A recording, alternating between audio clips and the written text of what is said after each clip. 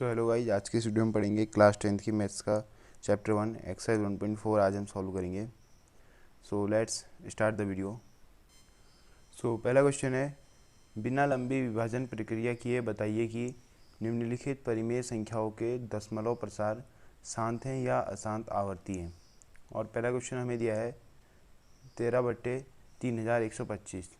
तो इस टाइप के क्वेश्चंस को करने के लिए हम सबसे पहले क्या करते हैं कि जो हर होता है इसका अभाज्य गुणनखंड करते हैं। और अगर इसका अभाज्य गुणनखंड 2 की घात n गुणा 5 की घात m के रूप में आता है, यानी इसका जो अभाज्य गुणनखंड है वो 2 या 5 के गुणनखंडों के रूप में होता है, तो जो भिन्न है वो शांत होती है, अन्यथा अशांत आवर्ती होती है। तो सबसे पहले हम जो है यहाँ पे 3125 का अभाज्य गुणनखंड कर लेंगे। सबसे पहले हम इसमें 5 से भागा देंगे, तो यहाँ पर मिलेगा 5 छक्का 30, 5 दूनी 10 और 5 बचे 25। 625 में हम फिर से 5 का भागा देंगे तो हमें मिलेगा 125। 125 में हम एक बार फिर 5 का भागा देंगे तो हमें 25 मिलेगा। और 25 में 5 का भागा देंगे तो 5, और 5 में 5 का भागा देंगे तो 1 मिलेगा। तो हम यहाँ पे लिखेंगे 13/, यहाँ पे जो है 5 5 बार है तो हम इसे सीधे 13/5 की घात 5 लिख सकते हैं। अब क्योंकि ये जो है ये इसका अभाज्य गुणनखंड में 5 है, तो ये जो भिन्न है ये शांत होगी। तो हम लिखेंगे अतः दी गई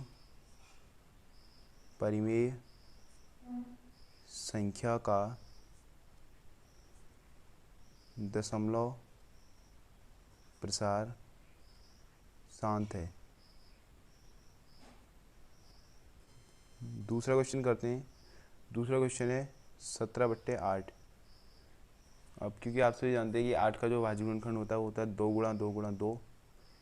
और मैंने आपको बताया था कि शांत होने के लिए दशमलव प्रसार जो हर है वो या 2 के अभाज्य गुणनखंड में होना चाहिए या 5 के अभाज्य गुणनखंड में होना चाहिए।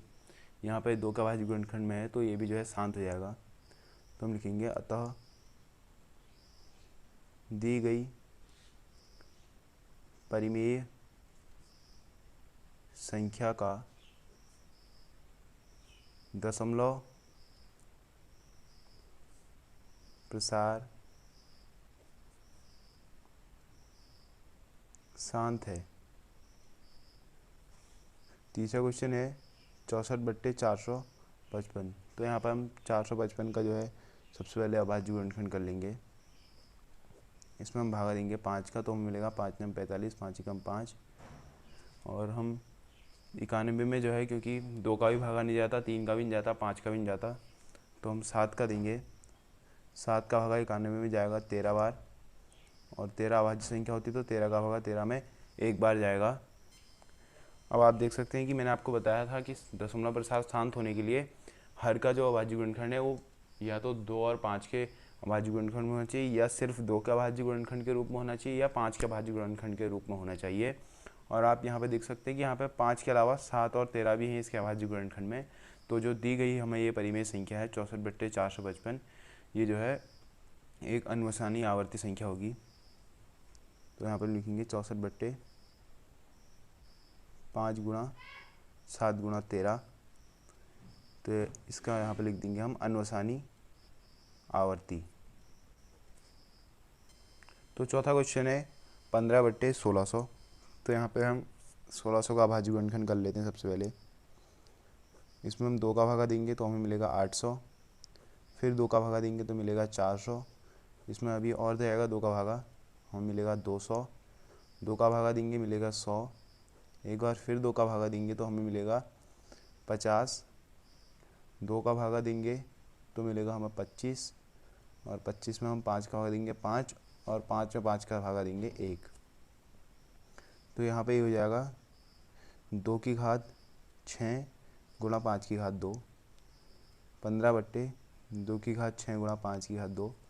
आप देख सकते हैं कि 1600 का जो अभाज्य गुणनखंड है वो 2 की घात m गुणा 5 की घात n के रूप का है, तो ये भी जो है शांत हो जाएगी।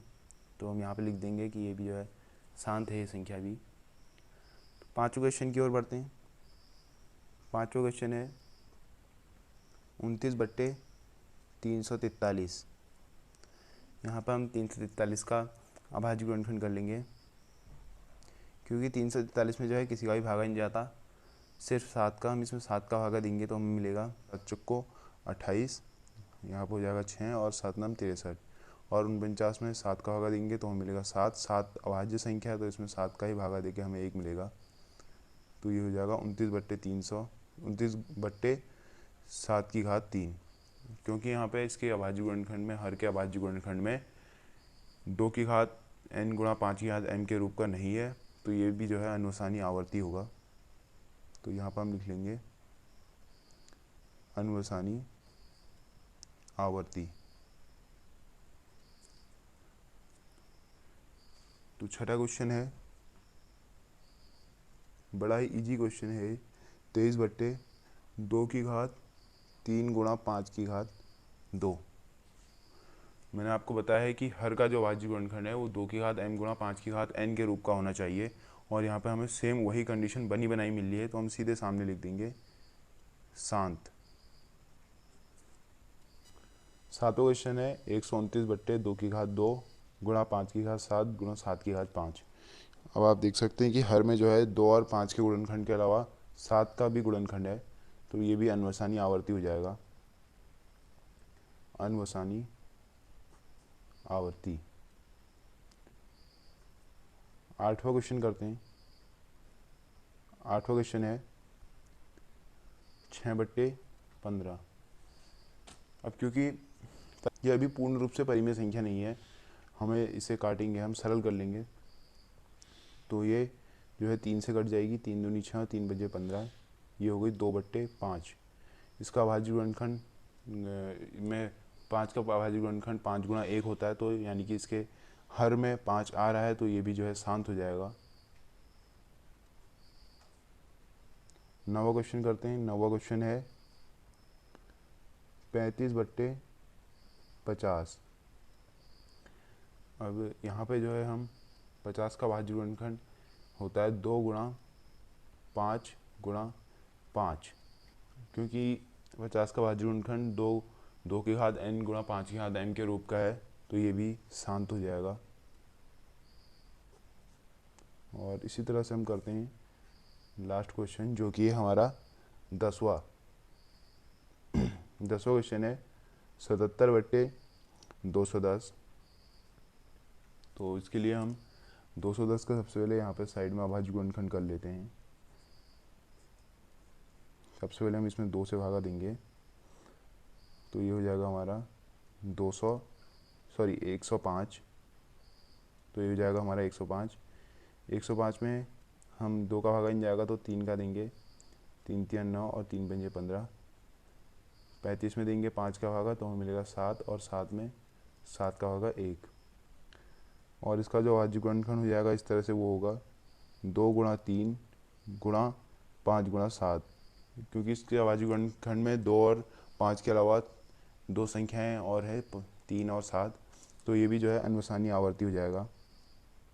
यहाँ पे लिख देंगे अनुसानी आवर्ती। तो दूसरा क्वेश्चन है, ऊपर दिए गए प्रश्न यानी कि प्रश्न नंबर 1 में उन परिमेय संख्याओं के दशमलव प्रसारों को लिखिए जो शांत है। तो इसे करने के लिए आपको क्या करना होगा कि जो हर है, जिन परिमेय संख्याओं का दशमलव प्रसार शांत है उनके हर से अंश को भागा देना है, यानी नीचे वाली संख्या से ऊपर वाली संख्या को भागा देना है। और मुझे लगता है कि आप सभी स्टूडेंट्स को जो है भागा देना आता होगा, तो मैं इस क्वेश्चन को स्किप कर रहा हूँ। हम सीधे तीसरे क्वेश्चन की ओर बढ़ रहे हैं। तो तीसरा क्वेश्चन है, कुछ वास्तविक संख्याओं के दशमलव प्रसार नीचे दर्शाए गए हैं। प्रत्येक स्थिति के लिए निर्धारित कीजिए कि यह संख्या परिमेय संख्या है या नहीं। यदि यह परिमेय संख्या है और P/Q के रूप की है, तो Q के अभाज्य गुणनखंड के बारे में आप क्या कह सकते हैं। तो यहाँ पर हमें देखना है कि कौन सी संख्या परिमेय संख्या है और कौन सी संख्या नहीं है। तो यहाँ पर हमें जैसे कि पहला क्वेश्चन दिया है 43.12345678 आप देख सकते हैं कि क्योंकि इसका जो दशमलव प्रसार है वो यहीं पर ही रुक जा रहा है, शांत हो जा रहा है, तो इसका मतलब कि ये जो है एक परिमेय संख्या है। चूँकि दशमलव प्रसार शांत है, अतः यह एक परिमेय संख्या है। तो इसे हम अब जो है यहाँ पर P/Q के रूप में लिख सकते हैं, लिख देते हैं 43.12345678 ये है हमें दी हुई संख्या। हम इसे P/Q के रूप में लिखने के लिए इस पॉइंट को पीछे ले जाएंगे। पॉइंट को हम 9 के बाद यहाँ पीछे ले जाना है, तो सबसे इसके लिए हम इसके बट्टे में सबसे पहले लिख लेंगे 1 और 0 लगाएंगे। 1 2 3 4 5 6 7 8 9 9 0 लगाएंगे, 9 0 हम लगाएंगे। तो ये जो है इसका दशमलव प्रसार हो गया। इसका ही दूसरा क्वेश्चन करते हैं। दूसरा क्वेश्चन है 0.120 1200 1200 12000000 और इसी तरह से आगे को इसमें ज़ीरो बढ़ते रहेंगे। अब आप देख सकते हैं कि यहाँ पे जो है कोई भी पैटर्न फॉलो नहीं हो रहा है। एक चीज़ तो हमें पता चल गई कि ये जो संख्या है परिमेय संख्या नहीं है, और उसमें भी जो है हमें यहाँ पर कोई भी पैटर्न फॉलो नहीं हो रहा है। तो यहाँ पर हम लिखेंगे चूँकि कोई भी पद या संख्या निश्चित नहीं है, अतः यह एक अपरिमेय संख्या है। यह एक अपरिमेय संख्या है। तो तीसरा क्वेश्चन है 43.12345678 एंड 9। इसके ऊपर एक डंडा लगा है, इसे बोलते हैं बार। इसका मतलब कि ये जो है बार बार रिपीट हो रहा है पीछे को। यहाँ पे क्योंकि इसका दशमलव प्रसार शांत तो नहीं हो रहा है, लेकिन क्योंकि ये एक निश्चित पैटर्न में जो है बार बार फॉलो हो रही हैं, तो ये भी एक परिमेय संख्याएं होंगी।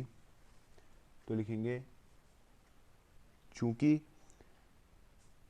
संख्याएं एक ही रूप में आएंगी, अतः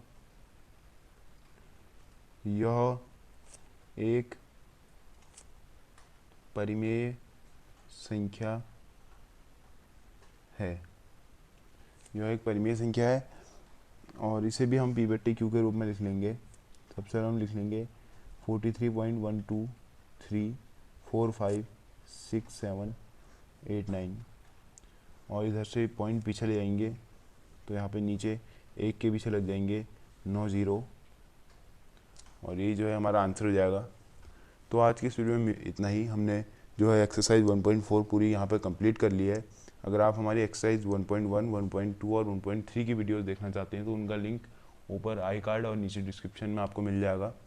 तो और अगर आपको यह वीडियो पसंद आई हो तो वीडियो को लाइक कीजिए, अपने दोस्तों के साथ शेयर कीजिए और चैनल को सब्सक्राइब कीजिए। धन्यवाद।